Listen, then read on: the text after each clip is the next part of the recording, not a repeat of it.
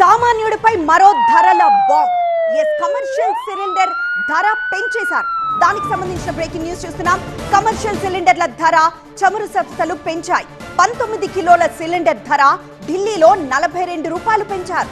ఢిల్లీలో 19 సిలిండర్ ధర 3,113 రూపాయలుగా ఉంది. ఇక 5 కిలోల FGL సిలిండర్ల ధర 11 రూపాయలు పెంచారు. దీంతో ధర 821 రూపాయలకు చేరుకుంది. ఇవాల్టి నుంచే పెంచిన ధరలు అమల్లోకి వచ్చాయి. హైదరాబాద్ లో ప్రస్తుతం 3,315 రూపాయలు. దీనికి 42 రూపాయలు అదనం, అంటే పెంచిన ధర. ఇక గృహ వినియోగ సిలిండర్ల ధర మార్పు లేదు అని చమురు సంస్థలు ప్రకటించాయి.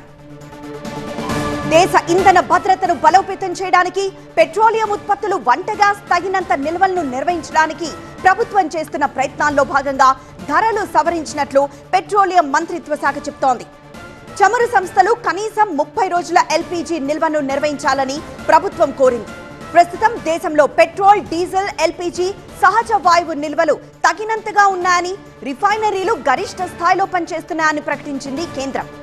ఇక LPG ఉత్పత్తి రోజుకు దాదాపు 90 DMCలతో సర్వకాలిక గరిష్ట స్థాయికి చేరుకుందని, LPG సరఫరాలో ఎటువంటి అంతరాయాలు లేవని ప్రకటించింది కేంద్రం.